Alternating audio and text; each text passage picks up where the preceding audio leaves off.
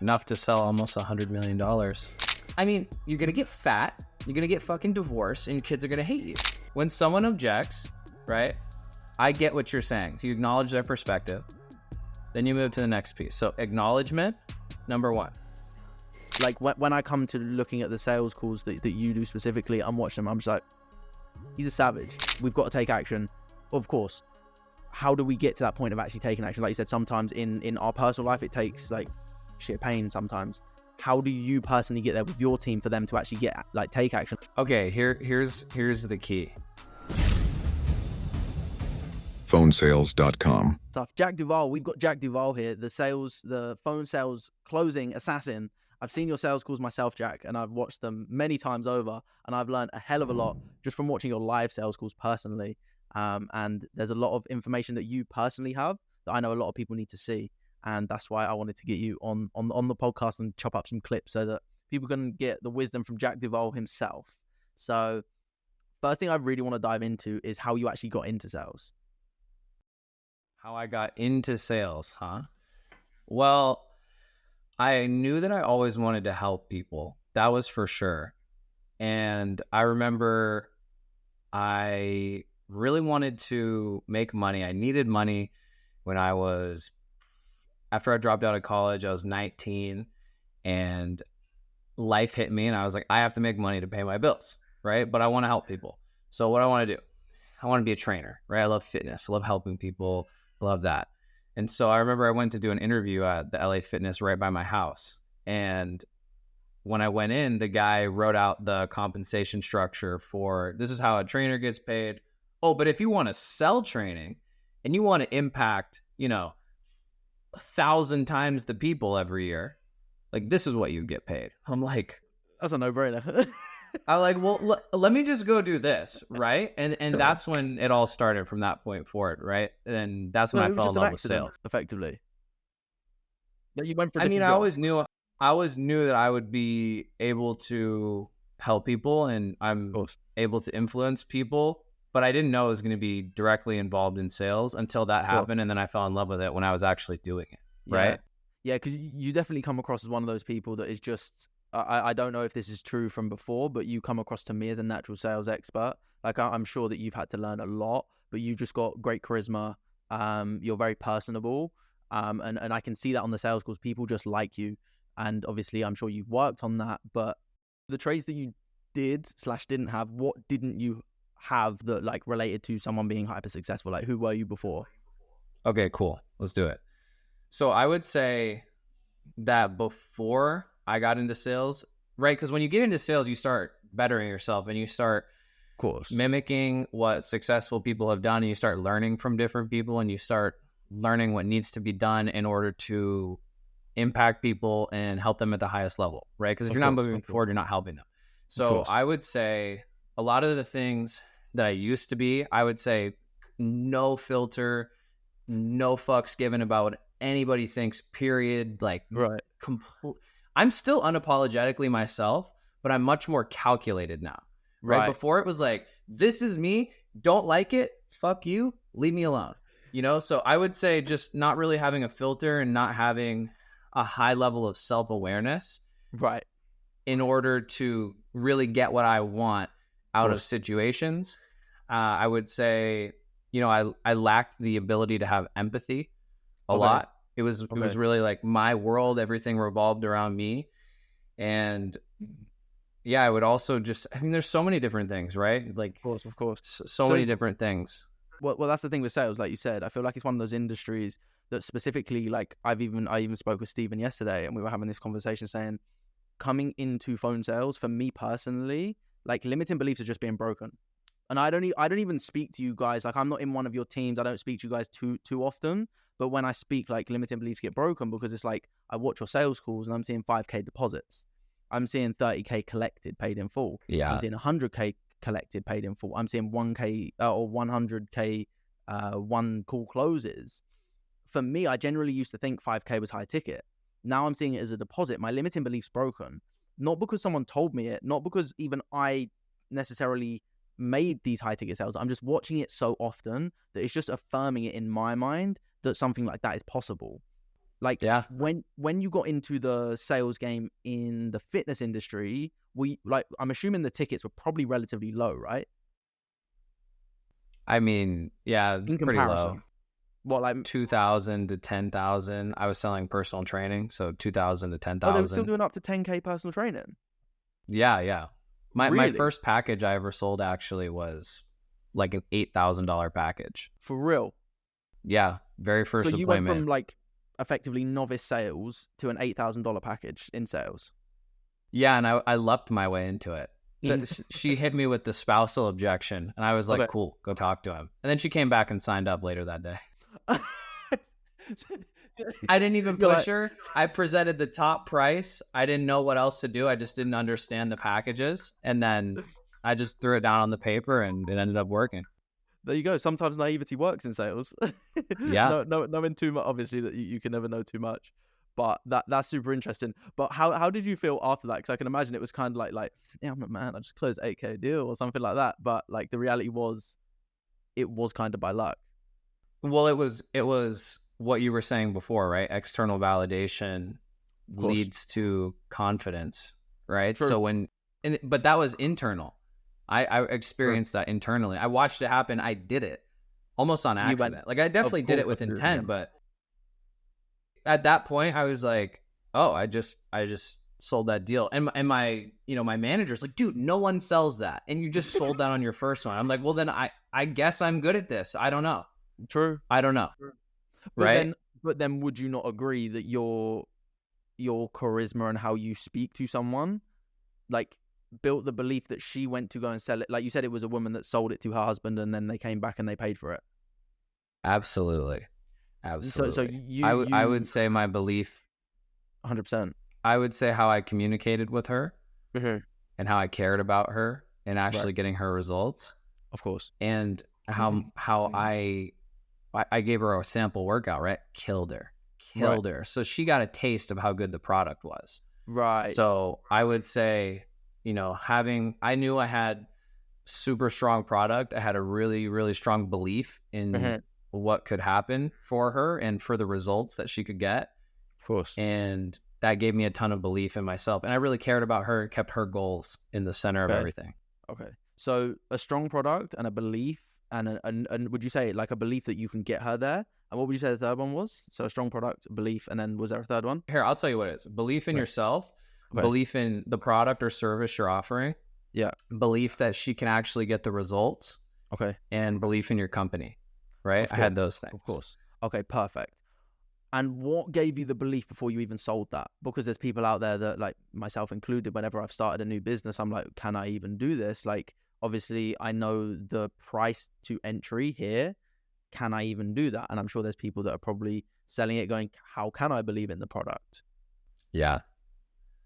I would say you want to not just sell anything.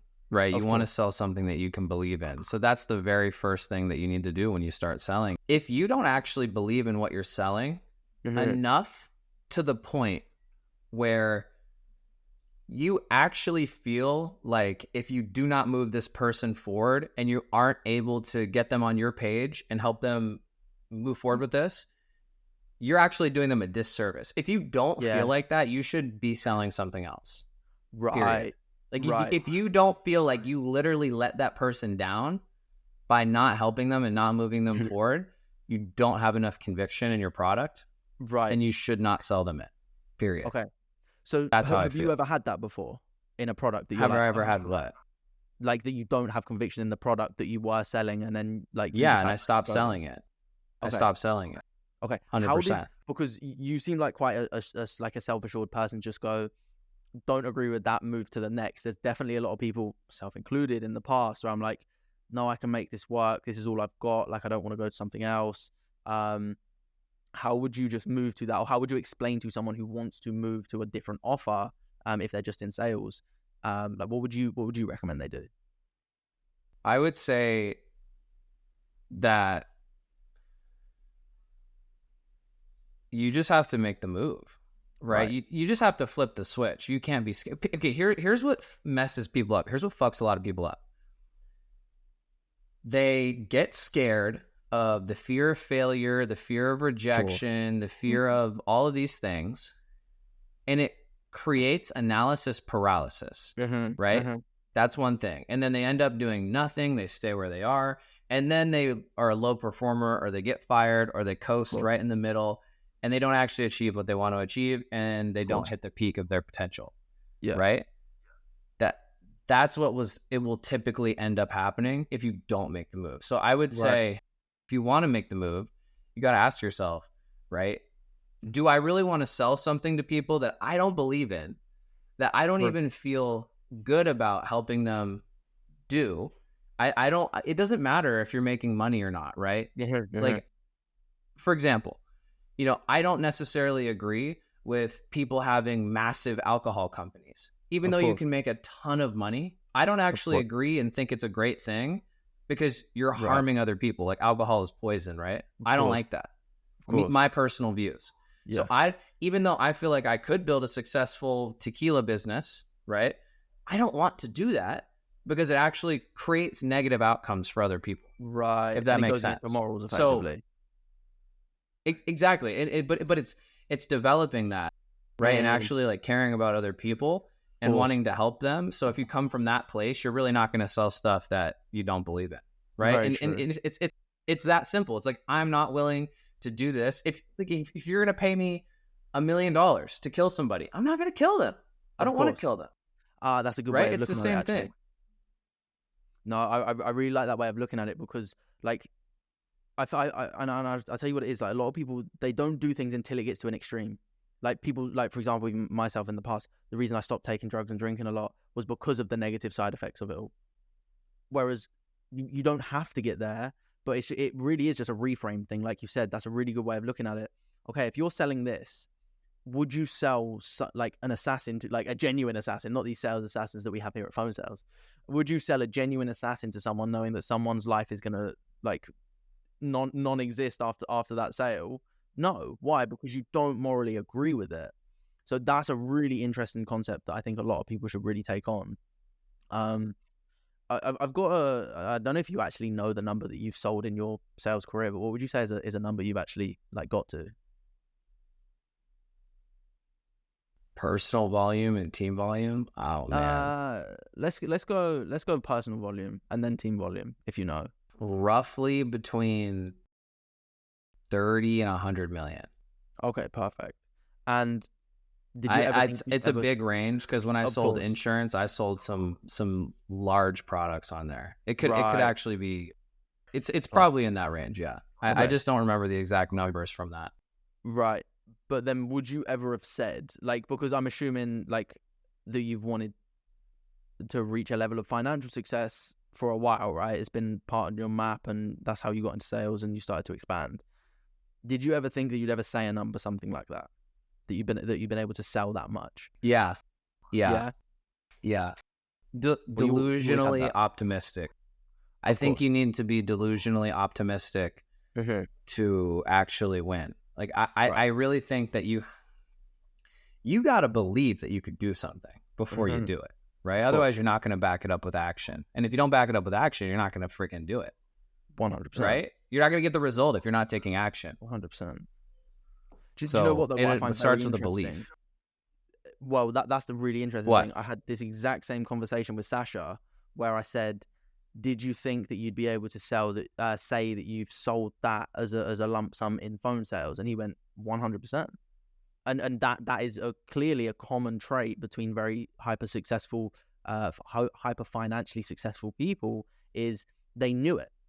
And it's like, you didn't necessarily know how. You fell into sales, and then you got around the right people because you were doing the right things, and one thing led to another. And whether that one thing was even going to the gym, which got you in a good mood for that day, which allowed you to like feel better when you're talking to your prospects, which allowed you to get clients from those prospects. Those little things add up, and it allowed you to get to that number. But you always knew that was going to happen.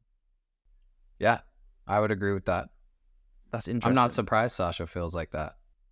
Not at all. And I think, again, they're the conversations that I've had with a lot of you guys at PhoneSales, and that's why I resonate with and relate to, because it's like, I just know. I don't know how long it's going to take. I don't know what it's going to take, but I just know. And that's what's allowed me to do that. And clearly everyone else that I'm speaking to, it's just a commonality that I'm personally seeing. And I'm like, that just makes total sense. Now, of course that makes sense. Okay, cool. You're in the US, right? Yeah, I'm in the US. Yeah. Do you think that's equated to any of your like success about like the area you've lived in, people you grew up with? Like, do you think that's helped in any way or not so much? Definitely. Oh, interesting. Proximity is power, right?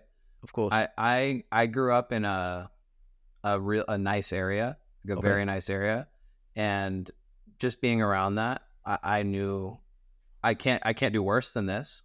Of course. You know, I'm willing to get where I want to go. Of course. But I've already lived this way, and I don't want to not live like that, right? Of like course.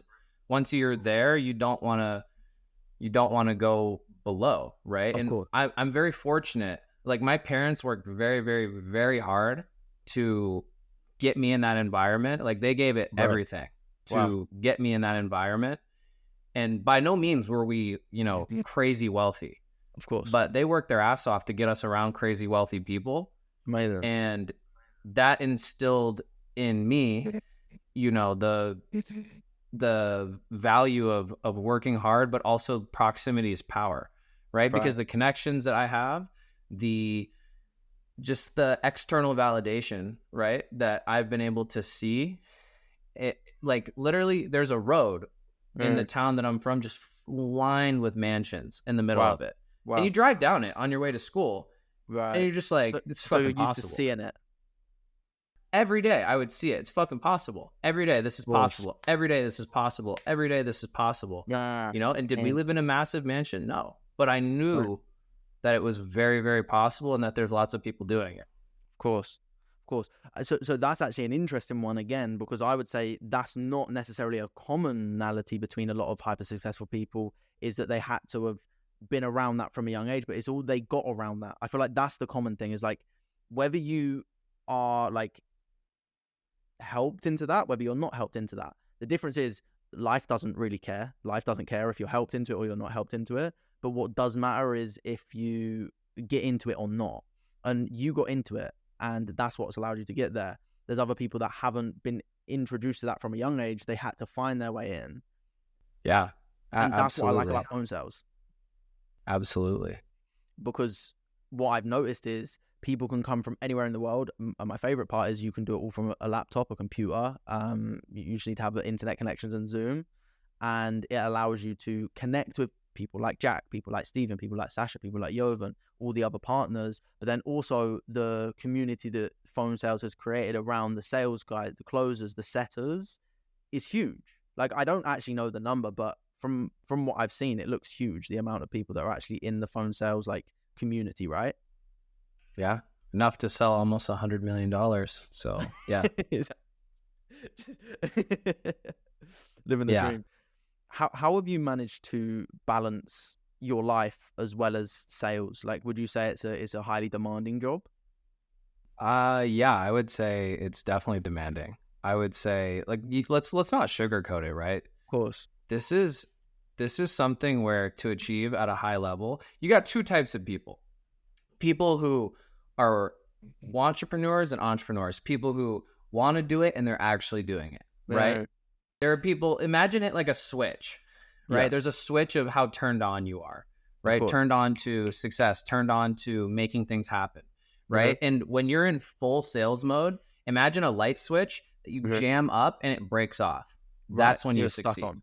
Right. It's like it doesn't fucking turn off until you consciously turn it off. Like you have to physically be like, okay, I need to like switch off right now. And stop yourself and reset sometimes. Right. But it needs to be very fucking challenging to do that in order for you to succeed at a high level. Right. I don't think you can just take, if you want to go top performance, right? Success is relative. Success is subjective. Of course. So I think you can be successful and you can make some money and you can do pretty good if you're, not going hard all the time. But I also think that if you want to make the most of your time and you're selling and you're actually spending your time, think about it. The highest ROI thing you can do is sell. It's actually get the deal done. It's actually close it. And whether that's 100%. having like a text conversation, whether that's having a phone call, voice memos, whatever, you just want to be moving stuff forward all the time. If you're not doing that, I mean, how are you going to win? Of course, right? of If you course. don't have a team, especially if you don't have a team, when you have a team, it's a little bit different. If you have a team, you can leverage your time a little bit more. Yeah. But if you are responsible for your income constantly 24/7 and it's only up to you and what you do with your sales, it's very demanding and it requires very strong time management. You gotta know what you care about and you gotta fucking put it in your schedule. You have to put it in your schedule or you're just gonna be all over the place. 100%. Because think about it. If you give every last bit of energy to work and you have a wife, you have kids, you have, you want to be healthy, but you're never doing that. Yeah. I mean, you're going to get fat, you're going to get fucking divorced and your kids are going to hate you. Right? But do you want that? No. But if you put in your calendar, I'm going hard from 5 a.m. to 7 a.m. at the gym and doing what I need to do for my mind. Then from 7 a.m. to 8 a.m., I'm getting ready for my day. From 8 a.m. to 7 p.m., I'm grinding, I'm on sales, I'm moving stuff forward. From 7 p.m. to 10 p.m., I'm with my wife, my kids. I'm where my feet are, right? I'm present. Yeah. I'm present in the moment. I'm present with what I'm doing. Because you can still be with your wife and your kids, but if you're not actually present, if you're not where your feet are, you're 100%. Not actually there.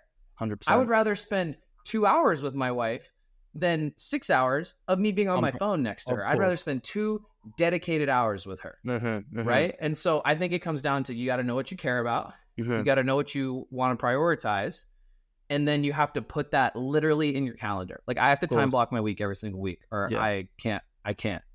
Okay, interesting. Because I know people struggle with that. I know I even sometimes struggle with that regularly. I'm one of the most unorganized people. And for me, I'm like one of those people that just does it to non-stop until I eventually burn out. And then I go, okay, now I need some rest.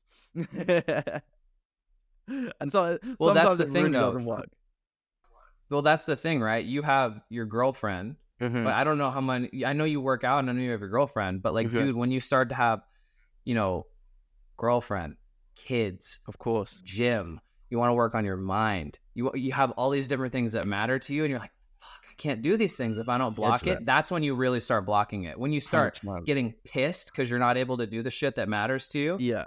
Then you do it. You have a little bit less responsibility right now, which is really nice. Yeah. Oh, 100%. And again, they're those things that like it's a reality check for some people because it's like, oh, if you can't manage nothing, how do you think you're going to be able to manage something? Dude, kids changed everything. I can imagine. Man. When I had kids, how did it was like for you. Like, what did it change for you specifically? Well, you can't get 8 hours of uninterrupted sleep for like 6 months when you have a child. So number one, your sleep is fucked up. Right. Number two, your wife is drained of energy. She's usually high energy, upbeat. She's drained of energy. She's recovering from giving birth. She's getting herself back in shape. She's taking care of an infant, if not multiple kids like I have at this point, all at the same time. And even if you have help, right, which we do, it's still challenging. Of course.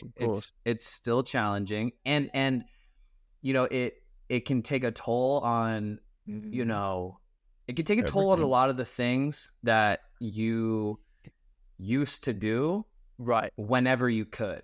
Right. Because if you don't plan it, guess what? You can't leave the house. You can't leave a baby at the house. Of course. So you can't just go to the gym whenever. Of course. Right? You can't just leave your baby there crying for 3 hours while let's say you want to do a 3-hour meditation, which I'm not saying I do it. I'm just saying, let's say hypothetically you did. You can't. You can't. So like the windows of time that you have shorten because you're needed. Right. And so you have to be on it, like on it to be able to get the things done that you need to have done and still be, a present husband, father, leader, CEO, whatever. You have to have time blocks. So then what would you say, so you've got a team of sales guys under you. How many people would you have in your team, like setters, closers, etc.? Let's see. I would say depends on the day. Right now, probably between 10 and 15 people. Okay, perfect. How do you personally, like, Probably considering we're just talking 15. about that management side of things, how do you personally, like, make time to, one, look after your people, because effectively they're like another side of you, so like you want to make sure they're representing Jack Duval as how you want to be represented as well. How do you do that? Like, how do you schedule that stuff? Well, again, it's like one of those things you prioritize, right? Right. So, I mean, I have one-on-one meetings with my team, and I have group meetings with my team. How regularly? That's it. I always make sure to have at least a little bit of one-on-one, so Okay. that they can feel that I really care and that I'm connected with them, and because I really do, I care about their goals, right? But if I'm only ever talking to them in a group setting, they can feel a bit less like I care. Right. So I like to go above and beyond and really connect with guys one-on-one and Yeah. make sure that they know that I care and make sure they have everything they need. Got you. Aside from that, I do group meetings to maximize the efficiency. I don't do long meetings. I do short meetings, get stuff done, move How forward. short? I'm curious. And I'm available over Messenger, like Right. whenever they need me. And how short would you say the meetings are? Or if their they're considered manager short? is. What'd you say? How short would you say your meetings are when you consider them short? Depends on the topic and what we need to go over. I try to stay under 15 minutes. Oh wow. If we have Oh, a team perfect. call, it might be a little bit longer, Of course. but But for try to individuals, go you're like 15 sort of like, minutes right, or let me less. know what the concerns are. Let me know what your struggles are. Like, before we even get on the call, so that when you get on, you're just right into it, straight into it. Getting it going. Yeah, I like to know that, unless they just really need to talk, you know? Of course. What would you say makes an effective meeting for you to, like, actually elevate your team to success? An effective meeting, Mm. something that results in actions being taken, Right. period. How do you Because get there? how do you get, what do you, when you say that, what do you mean exactly? So, like, for how do you example, get to the point where action is taken from a meeting? yes, like, for example, like, because I'm sure, because obviously everyone, like as a blanket statement, we've got to take action, of course. How do we get to that point of actually taking action? Like you said, sometimes in our personal life, it takes, like, sheer pain sometimes. How do you personally get there with your team for them to actually take action? Like, have you, like, got anything that works regularly that you speak to them about, or that you say that gets them to do it? Okay, here's the key. What you say, people resist. What people come to the conclusion on their own, 100%. they do. 100%. 100%. Right? So it's speaking to someone in a way where you're helping get them to that point where they're going to take action, but it's their decision to do Right. it, if that makes sense. Oh, 100%. That's what gets someone to take action. That's the first piece. And the second piece is accountability. Right. Well, It's getting them to draw their own accountability. conclusion, and also accountability, holding them accountable to what they said they would do. What they said, not what Yeah. I said, what they said. Yeah. Right? I like that because even from a psychological point of view, like myself and my past as being a hypnotherapist, do you know what I mean? And the biggest thing to make people change was exactly that: is you can tell me everything you want, but until I tell you and go, oh my God, Jack, and you're like, I literally told you that just in a different way. But you being the leader, obviously you take that on and you go, perfect, that's all I need. I just need you to take the actions to get the results. That's all I'm looking for. That's interesting. Absolutely. I like that. So what would you say is one of your favorite things genuinely about sales that motivates you to wake up every day? Making an impact. Making an impact. Making an impact for sure. That's probably the biggest thing that I care about is Good. significance and legacy. Okay. I don't want to just be known as the guy that made all this money and did nothing. Right. I would like to help a lot of people and make a large impact and show the world and my family the way that I lived and how I operated. Right. And That's make the a lot of legacy you money wanna leave. to do a lot of good with. Yeah, well, yeah, absolutely. I want to give my family a high quality of life, but I don't just want that, right? I want to show other people how to do it. I want to inspire other people and be the example. Also, bro, can you hear that stuff? Yeah. Well, even that is a prime example. You can't even sometimes do a podcast without like you've got to manage it even while you're doing your stuff. Like, I'm sure there's times where you've had sales calls where your wife has been busy and you're looking after the kid, and it's a minute, like a last minute sales call's been booked in. Like, how do you deal with that? Like, what do you do? Because I'm sure that's stressful as hell. Well, don't stress, right? Of I course. don't stress. I really try not to stress. You do what you got to do, man. I Do what mean, you gotta you do. either take the call with the baby or you put the baby in the crib, or 100%. you just do whatever has to happen, 100%. right? You say, hey, look, girl, I take care of this. I know you're on your call right now, but I need you to watch him, and I'm gonna go in my office and do this for us because it needs to happen. Period. Of course. So I think it's a couple things: having clear expectations with your spouse or your partner, Of course. and also of who's responsible for what and when. That's another thing, another piece that's challenging, but also very important. In my opinion, you have to be very on the same page and synced up with your partner 100%. in order to get the most out of it, especially when you have, children relying on both of you. Of course. It's not just one. Of course. So, yeah, you just got to do what you got to do, though, man. You take a sales call with a kid on you, you take a sales call with a kid on 100%. you. Is it the most professional thing in the world? No. Probably makes you more likable, But though. guess what? It's real. It is what it is. Exactly. And, let's say my wife had to go to let's say I have a very important sales call. Yeah. 15 minutes. My wife has to go to the urgent care. Mm-hmm. She could bring the fucking kid? No. Yeah. I got to watch the kid. Yeah. I'm going to let this guy know, yo, hey, I got my kid. My wife's at the urgent care. Mm-hmm. I could take this call, just to let you know kid's going to be here. Yeah. Or we got to move this. Yeah. Up to you. Yeah. Right? I'm just going to be real with people and be straight up. Yeah. And I think that's on. There's no reason to stress. There's no reason to worry about it. 100%. But if that's the thing too, if you have an abundance of people and a lot of people that you're talking to, one thing isn't going to make you freak out or stress out. True. But it's when you have like one thing you're banking on. Yeah. That's good. Okay. So how do you source? Because as a partner in phone sales, do you source your own leads or are they sourced for you?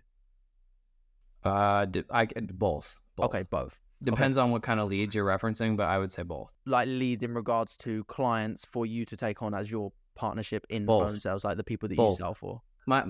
I have people that I know. My social media attracts people, and also I have clients that are plugged to me. Okay, perfect.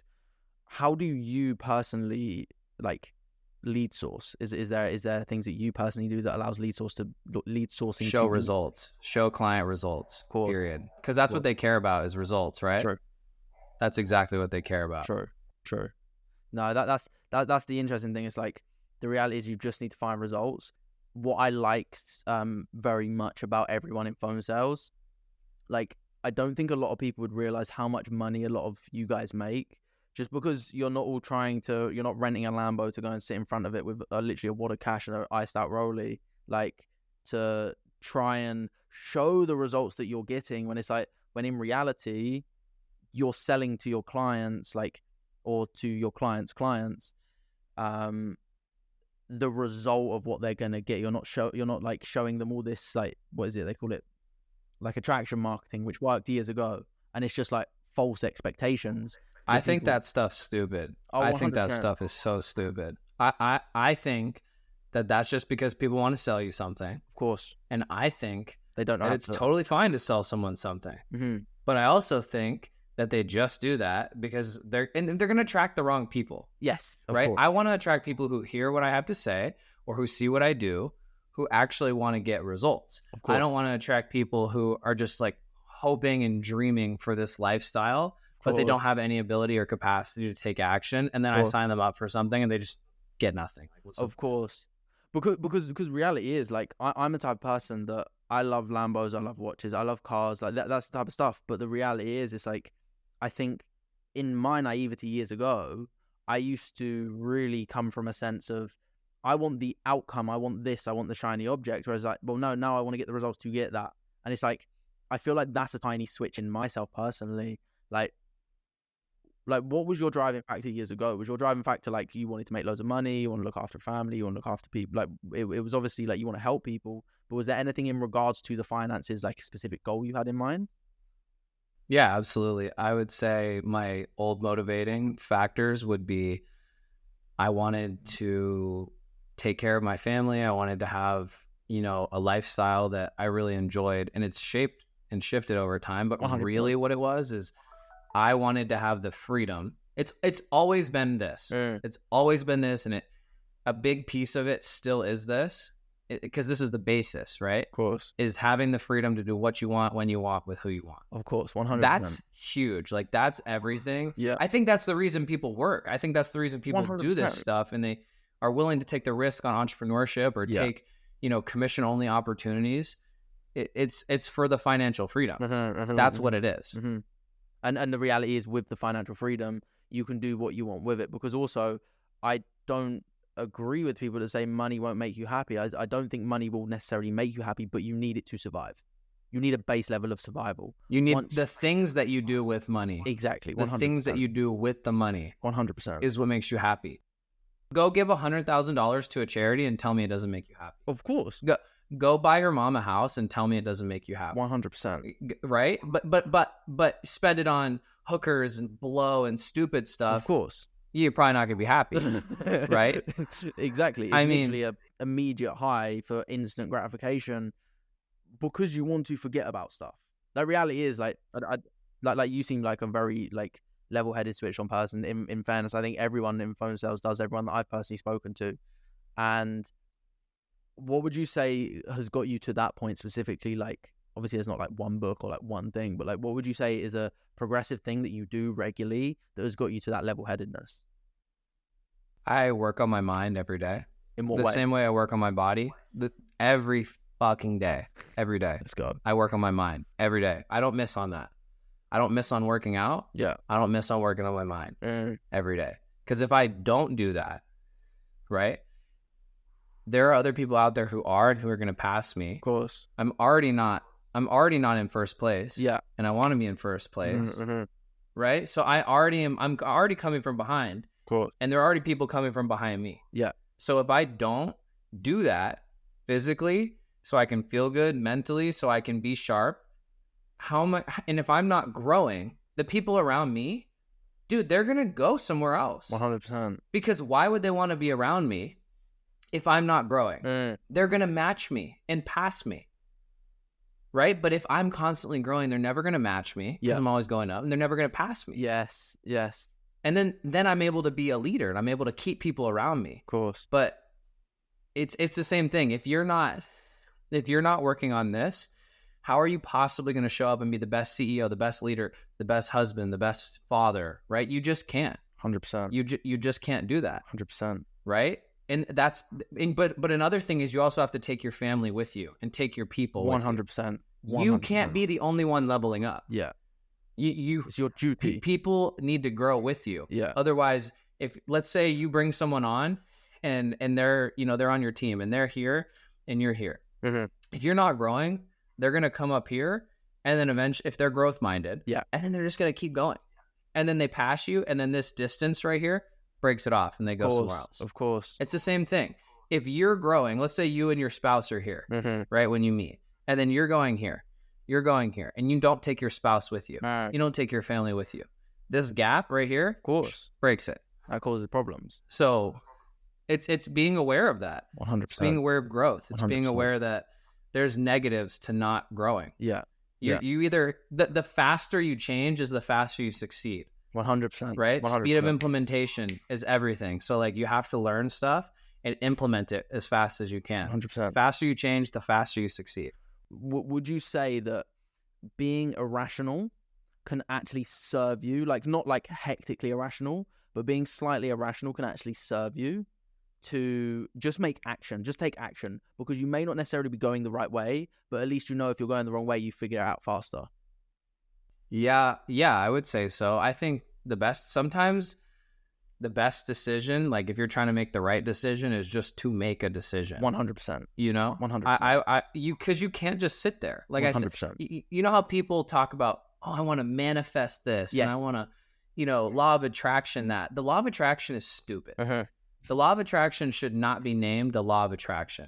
Like it's not like you think of something and then you just magically gravitate it towards you by doing nothing. It should be, the law of GSD, the law of getting shit done while thinking about that. You just coined the term, Jack. Because if you're not taking action, you're going to get nothing done. 100. You're not just going to magically have money appear to you, right? That's just not going to happen. That's it. You're not going to magically, draw in a partner of your dreams. Of course. You have to take actions to do it. Take actions. 100%. My girl's sitting there, she's working, she's agreeing with you. She's spinning she's shouting her movies there and everything. She gets it. Yeah, 100%. 100%. And that's the interesting thing, because even like from my personal experience, I was really drawn in by all the law of attraction stuff, and I did a lot of my inner work for a lot of years before I even got into business, like got back into business. And that was one of the biggest things that I think actually screwed me up a bit, was genuinely believing that the world owed me something. Not that you don't deserve it, because you do. Jack Duval, you deserve it. Max Hindle, I deserve it. My mum deserves it. My girlfriend deserves it. My family deserves it. But the reality is, you need to prove that you deserve it, and prove it to yourself. Like, not prove it to anyone, not prove it to anything specifically. It's just by doing, you deserve. By going to the gym, you deserve to be in better shape than someone who doesn't. And yeah, I feel like that has actually ruined society a little bit, in a way that they made it out to be so easy. Like you said, if I think of a spouse, I'm going to manifest it. If I think of this car, it's going to appear in my drive. It's like, sorry, you're actually delusional, and not delusional from a good point of view as well. Because I think like sometimes delusionally optimistic can be very beneficial to start with, though. I feel like you said, as you grow, you actually improve, and as you start to improve, your mind starts to change. You go, well, now I can't just make irrational decisions. I actually need to make more calculated decisions. But at the start, like you said, if you've got nothing going for you, go and make an irrational decision. 100%, 100%. When you got into PhoneSales specifically, did you start as a partner, or did you start as a sales rep? I actually started as a closer. Oh, you started as a closer. And how? Yeah. Because you went quite quickly, if my knowledge is correct on that. You went quite quickly to partner, didn't you? You are correct, yes. What got you there so quickly, do you think, other than your growth mind? Results. What do you think gets you results so well? Because genuinely, for anyone watching, like when I come to looking at the sales calls that you do specifically, I'm watching them, I'm just like, he's a savage. He's a genuine savage. And you're not in any way like convincing people of something, because you don't need to. The way you do it is convincing enough in itself. What do you think makes you so good at sales, other than like, I learn about sales, but like, what do you know that you just do without even thinking, you just do it, that actually makes these sales calls convert so that you get results? Not overcomplicating it. So 2 things. I have a few things. I think that a lot of action leads to competence, right? And competence leads to confidence. 100%. I've taken in person thousands of sales consultations. Right. I've taken over the phone thousands. Over Zoom, I think I'm approaching thousands. Wow. Like 1,000. Like, right. I've taken a lot of consultations, a lot of calls. Done the reps. So I would say, number one, I just know that I can do it because I've done it. Right. When you've already done it, it's like, dude, I can do this. I know I can do this. 100%. It's like what I said when I sat down and I sold that deal. I can do this. No problem. Right. No problem. I got you this. Built the confidence within you because of. So I would say, yeah, it's the belief in yourself, and it's also the understanding of the belief in yourself and the confidence to be able to help somebody and influence them because you've done it before. Right. If you've done this thousands of times, what is it? Of course. Right? I imagine like the first day you walk into the gym. Yeah. And it's kind of scary because there's people in there of course who are working out. Even when I may be kind of big right now, but I was not always like this. Yeah. And I remember the first time I walked in the gym, and you got those big 40-year-old roided out guys in there, right? Like, they're walking around like this. You're like, whoa. And you're scared to look like an idiot in front of them. So you don't even try stuff in the gym. You know what I'm talking about. You go straight to the bench. You don't even try stuff. Exactly. But as time goes on, right? And you know how to do exercise. You start to look good, right? It's your results are clear. Do you really care what people think? Yeah. No. So you just do it because you have competence. Yeah. That you've built over time, which gives you confidence. So that's a piece to it that allowed me to get results, but also so it's the skill sets and the belief that I developed in working and training and actually doing hands-on action taking for years, dude, for years. Cool. It wasn't just like this happened overnight. Yeah. You know, it was years and years and years of doing this. And I would say the other piece of it, let me think about it for a second. I would say the other piece of it is just the basics, the fundamentals, because people get so caught up in trying to do this tactic or that tactic, or it's really not that complex. Of course. You got a very few simple things that you need to do. Okay. Explain them. Wait. I want to ask a question. I want to ask it as a question because I want to know the fundamentals, because this will make a great little segment. Okay, hit me. I got you. So what are the basic fundamentals that you need to sell high ticket services or products? All right, I got you. Very simple. Number one, you don't raise sales resistance. No one wants to be sold to. Of course. Do not raise resistance in people when you're communicating with them. Number two, communicate that you actually care about them. Right. And how do you do that? You keep their goals, their needs, the problems that they're experiencing in the center of the conversation. Right. So what a lot of people will do is they're going to sell the product or the service, but that's not what it's about. Yeah. It's about what does the product or service do to you. Cool. So all these salespeople are talking about ABC, XYZ, product detail, this, that. That's not what it is. No one cares. Right. I've sold stuff with very little product knowledge just because I find out what that person needs. Right. And I just talk about it and why they need it the whole time. Right. Literally, that's what it's about. So fundamentals, actually caring about someone, finding their problem, right? Keeping their goals at the center of the focus.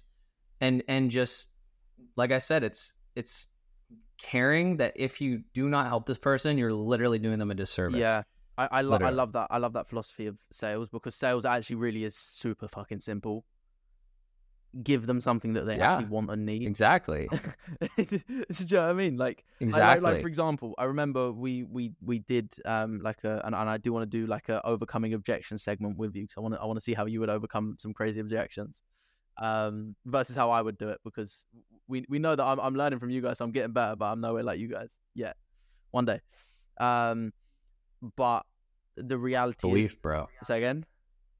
Belief, bro. That's it. It's come on, bro. It's one of those things. It's like, also like, I'm not naive to the fact that I'm not as good as you guys yet, but I don't think that I can't ever get there, because I know I can, just from listening to you guys more than anything. Like, even just the basics, like what you've spoken about, I've heard so many times now, where it's just, well, just figure out what they actually want. Like, what do you actually want? You want to lose weight? Well, okay. Why do you want to lose weight? Just dig into that reason why they want to do it. And if they don't do it, it's like, well, okay, if you're really so against it and you've got this objection, okay, don't do it then. Like, you're not too scared to go, okay, bye. Yeah, and I think I'm not going to force people to do shit they don't want to do. Good closer versus a salesman. 100%. 100%. Okay, Jack. Right. 100%. Do you have any like specific objection that people throw at you regularly, or one that you love to overcome personally? I mean, whatever the objection is, it's like, okay. What would you say is the most difficult objection to overcome, do you think? The most difficult objection to overcome is the money objection, right? Okay. Because if someone has no money, no matter how much value you build, True. True. Now you'll hear people say, well, if I had my keys to my Lamborghini and I said, I'll sell these to you for $10,000, and you know that car is worth $200K. Yeah.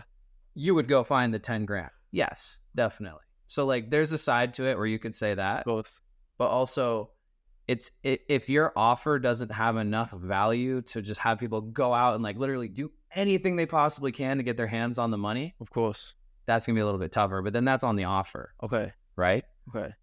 So okay, yeah, that's a slightly different one, because if someone doesn't have the money, then you have to, like, I know the way you guys do it. I don't know if we're open to even say how you guys solve that problem specifically. Can we say that on the podcast? I think you can say that. Like, so you go through funding, and I was like, that is genius. Let me give you an example. Okay. If you get the money objection, it's usually just a value objection. Of course.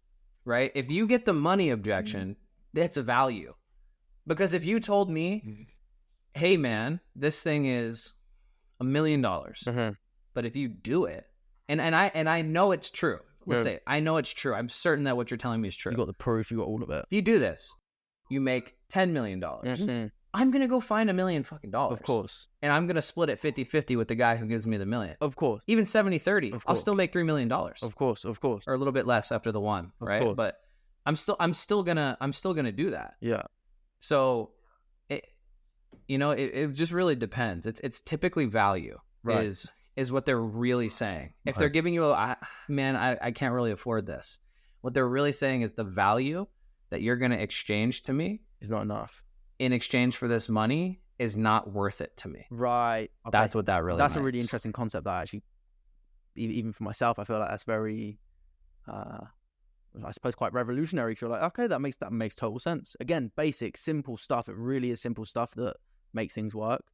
Okay, let's go with I want to see how you overcome an objection. Let's go with... Sure. What about just as simple as I need to think about it? Like, let's say you're selling me... Okay, what are we selling? Well, let's say... Let's say something I don't know. Make money online. Let's say... Related. Make money online related? Okay, Yeah. let's say, I'm selling you a... Ads course. Let's say a coaching program. Okay, or a business coaching what? program. A business coaching program. So to build I've got an ads Okay, business. cool, You're teaching me how to build it. Let's say business consulting. Okay. Okay. Let's say business consulting. Yes, because there's going to be a lot of business consultants who need this. Okay. So let's say you just told me, hey, I need to think about it. Yeah. I need to think about it, Jack. I like the product. I like what you're selling. I like you, but I just need a day or two to think about it. Okay. Cool, Max. So, however, I understand what you're saying. I just think that, this whole time you've told me that you are stuck struggling at 100K a month. You can't get past it. Your ROAS is 1x, right? It's taking a toll on your marriage. And if you don't do this, you're going to stay where you are. Would you agree with me on that? Yeah, I would agree with you. Okay. Yeah. And listen, whether you do this or not, it's really not going to affect me. Like, I just want to help you, and I actually care about you, believe it or not. And I want to get you where you want to go. But it's totally up to you. Of course. However, like I said, you told me you want me to hold you accountable. I'm willing to confront uncomfortable emotions and be there for you. So I say we just do the deal. I just need a day or two to think about it, man. Like, I agree with you. I just need a day or two. Yeah, man. And again, I understand that you want a day or two. Would you agree with me that the way your mind works right now is the reason why you are where you are? Would you agree with me on that? Yeah, I would. Okay. And part of what you came here for is me helping you break through those mental barriers and me helping you see things that you can't see on your own. Am I right? Yes. Yeah. Yeah, because if you didn't explain it, I wouldn't have seen it. Okay. Yeah. See, so we're on the same page, man. So listen, again, you can do whatever you want. If you stay where you are, right? I'm definitely going to have let you down, but it's also, you're going to let yourself down, and you got two scenarios. Scenario A, you take a couple days, you figure it out. You probably analysis paralysis yourself out of it. Right. You stay at 100K a month where you're breaking even, right? Your wife's mad about it. You're not happy about it. You can't spend time with your kids because you're working in your business instead of on it. Or scenario B, you come with me. I show you everything. I've scaled multiple offers up to multiple millions of dollars a month. I can help you work on your business instead of in your business. Get your life back. Spend time with your wife. Spend time with your kids. Actually make a profit, which was the whole point of getting into business. Am I right? Yeah, I guess.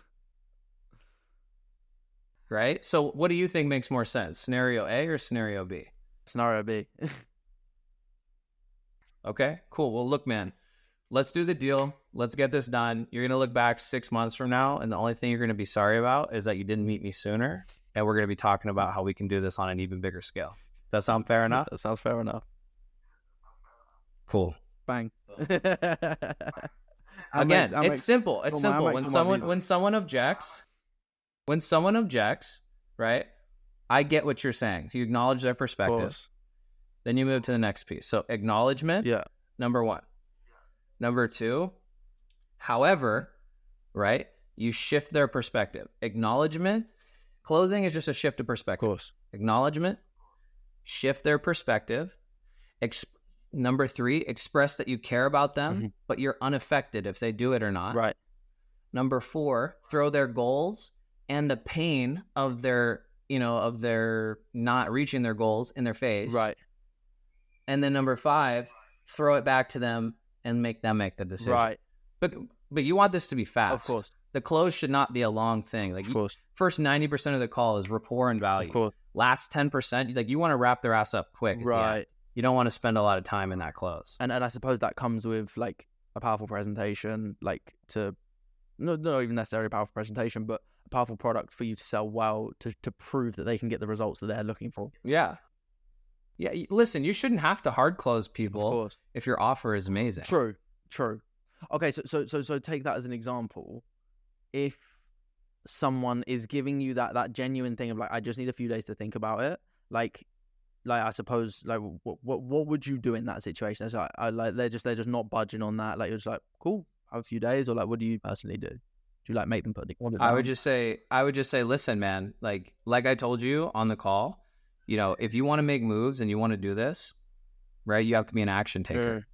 I think this is it. Would you agree with me? This is an exact example of you finding something that you should do, like you just told me, and here you are, like, putting the brakes on again. Like, this is, could you see how this is probably why you are where you are in your business? Yes. No, 100%. Right? Like, I'm just going to level with them. I'm going to perspective shift them. 100%.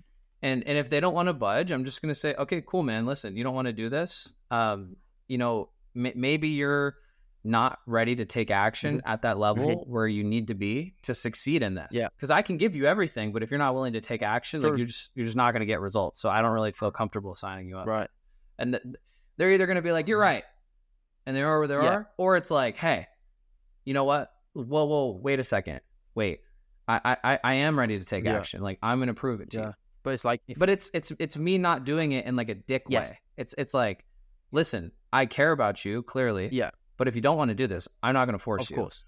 But you have scenario A or B. Yeah. I want people who see B and they're ready to roll. Yeah. No, you don't 100%. want to roll? That's fine. 100%. But what do you want to do? Yeah. So it's kind of like we'll wrap up in a sec here, but it's kind of like you're being, was it like tough to be kind? Was it whatever that saying is, where it's like you've got to put pressure on them because you want to see them win, and the reality is pressure builds muscle, pressure builds diamonds. Do you know what I mean? Like, pressure literally builds them, and you have to do it in a way that, like you said, isn't the classic car salesman close, which is just like where they just like come across manipulative.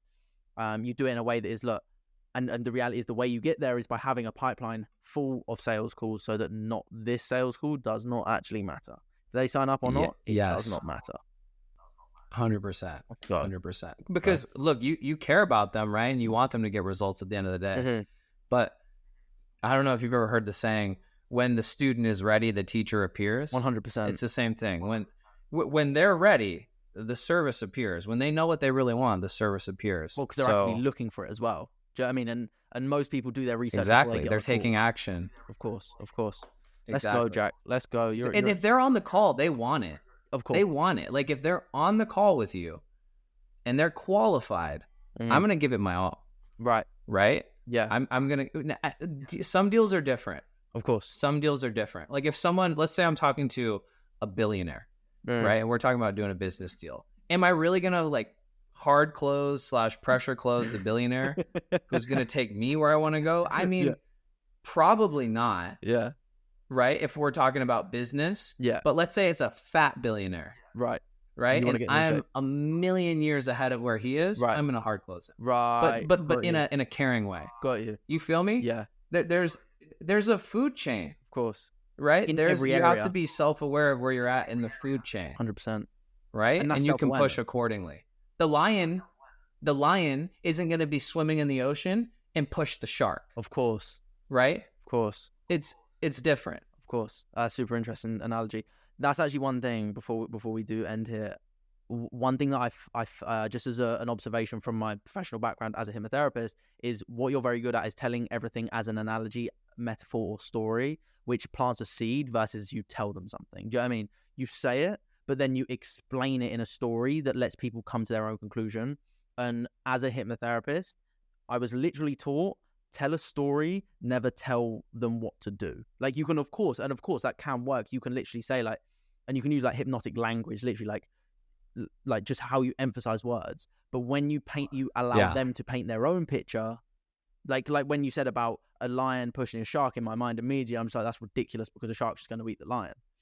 Versus that shark's on land, that lion's got like every chance in the world. It can start wherever it wants to That start. lion's eating sushi. Exactly. It's winning.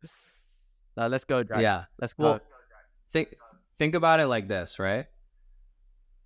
To influence someone is to change their frame 100%. or change their perspective. 100%. Right? So number one, change their frame. And then in turn, that number two changes their belief system. Right? So the frame or the way that someone looks at the world changes their beliefs. Their beliefs, what they believe, shapes their identity. And who they believe they are shapes the actions they take. 100%. Right? So that's how you get someone to take action. What you asked me earlier in the beginning of this call, how do you get someone to take action? How do you have a meeting where it results in action? You change the way they look at things. That changes what they believe. That changes who they are, their identity, because identity is based on beliefs. And then that leads to actions because you act in accordance to who you think you are. There we go. Simple when you put it like that. That's my opinion. That's it. Like you said, don't overcomplicate things. Make your life simple. I don't know. I'm just sharing with you what's worked for me. You know, people can do whatever they want to do, but this is the stuff that's helped me and worked for me. There you go. So there you go. And it is simple stuff. It's simple stuff that applied works. That's it, Jack. Well, Jack, we're definitely going to do some more of these in the future as well. I look forward to this, and I look forward to even putting this together because you've dropped some knowledge bombs in the sales game. If anyone is looking to get into sales, they need to hit up Jack. They need to hit up the PhoneSales Instagram page and come and say hi and join the community. Get in the community because PhoneSales is going somewhere that, like you said, if they're not willing to level up, they're not coming with us. So it's a community of high performers, high achievers.